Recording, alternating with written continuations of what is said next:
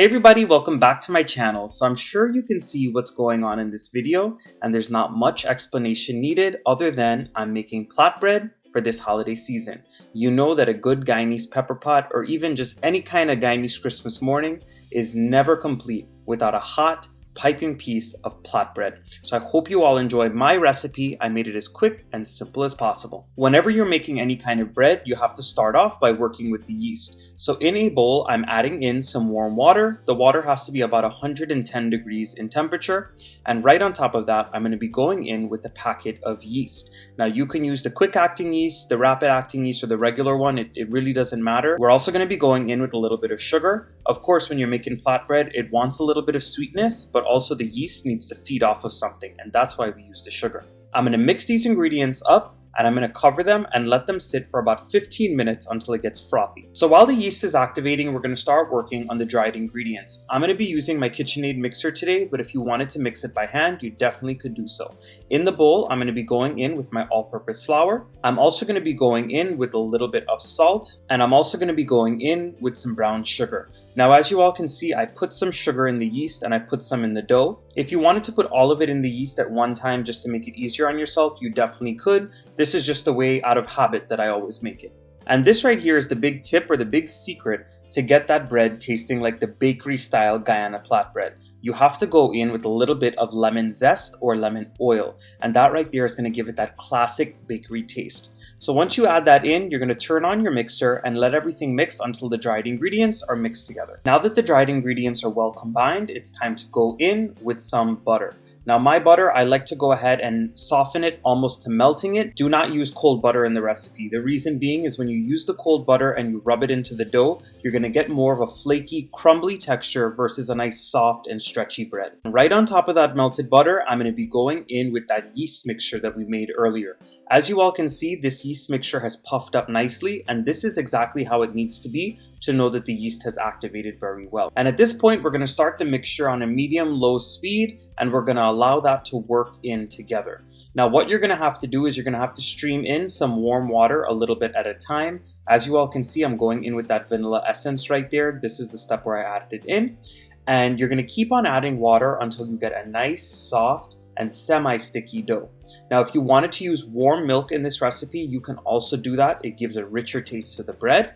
But of course, if you just had the water on hand, you can just use that. And before you all ask about the measurement for the water, there's never a great measurement for water. The reason being is because it all depends on your climate, so how humid it is. It depends on how long the flour's been sitting on the shelf, the moisture content in the flour. It also depends on the brand of flour and the ingredients that you're using. So just eyeball it. Keep on streaming in the water a little bit at a time until you see the flour soaks up that excess water. Don't add in too little bit or you're going to get a stiff bread. And of course, don't put in too much or it's going to be way too sticky to work with. So after about 8 minutes of kneading, again, this is give or take until you get to the smoothness that you need. This is what the dough is going to look like. It's going to be a little bit sticky, and if it's too sticky, you can add a little bit more flour just to work it in and get it easier to work with your hands. But this right here is perfect for me. So what I'm going to do is I'm just going to smooth it out in the bowl. I'm going to cover this and I'm going to let it rest in a warm place for about an hour, and then I'll come back. So this right here is what the dough looks like after about an hour of resting. As you all can see, when it's in a nice warm place, it's going to double up in size and get nice and fluffy. And this is exactly what you want. So at this point, I'm going to overturn it onto my board and we're going to break it up into 3 equal balls. And the reason that we have to break it into 3 equal balls, of course, is because we're making a plate bread. So you're going to need to braid the bread in 3 equal pieces. Now, I would also like to mention I'm taking off an excess small piece of dough just to make a strip on the top of the plate bread. That's totally optional. It just depends on the design that you want your bread to have.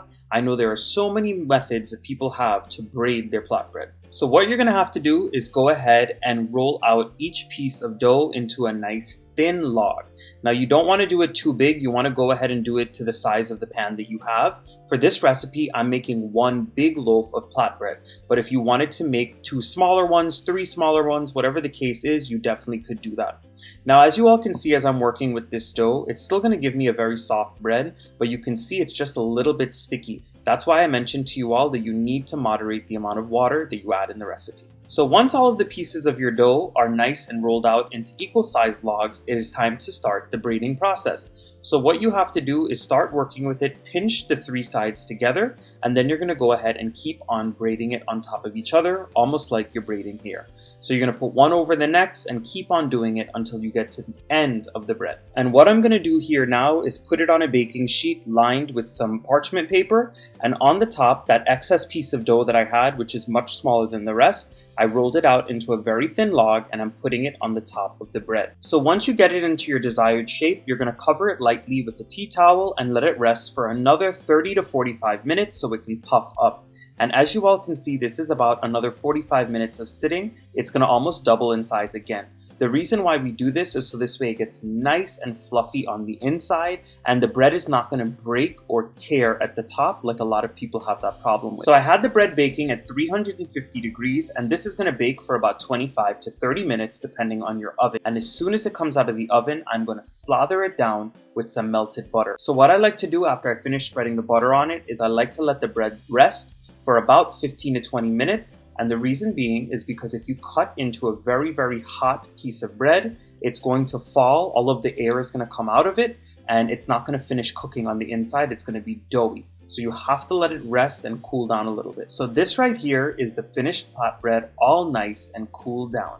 So I'm going to give it a slice right through the middle just so I can show you how soft and amazing this flatbread looks.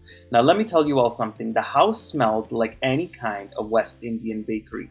This bread was super fluffy on the inside. It was nice and stretchy and stringy like that Guyana flatbread should be. Make sure you all give this recipe a try because all of the flavorings that I added into it as well gave it that classic taste. Make sure you like, share, and subscribe, and comment down below. Let me know what you thought of this recipe. And I'll see you all again with another kind of Christmas recipe. Bye, everyone.